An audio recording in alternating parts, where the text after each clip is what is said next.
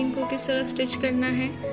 तो यहाँ पर भी हमने इसमें चुन्नटें देनी है। तो पहले से मैंने वहाँ पर पिन के साथ अटैच कर दिया शोल्डर को, जहाँ पर शोल्डर के साथ अटैच होना है बिल्कुल दरमियान वाली जगह, और जहाँ से चुन्नटें देनी है आप देख रहे हैं। तो बहुत ही सिंपल है। पहले से जब इस तरह पिन अप करेंगे तो बहुत ईज़िली सिलाई हो सकती है।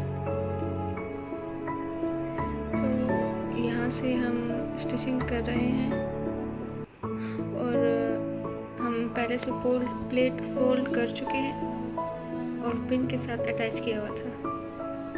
तो ये ले हमने यहाँ से पिन हटा दिया और यहाँ से हमने सिलाई फेर दी।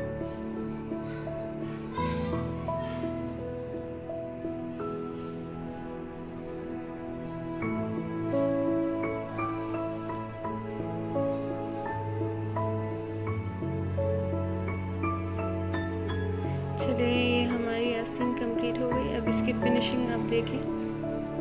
नीचे पाइपिंग की जानिब भी चुन्नटें हैं और ऊपर भी चुन्नटें हैं। जब ये बेबीज़ पहन लेती हैं तो उभरा हुआ सा नज़र आता है, बहुत ही खूबसूरत।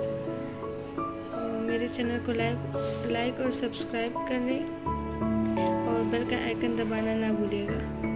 अस्सलामु अलैकुम।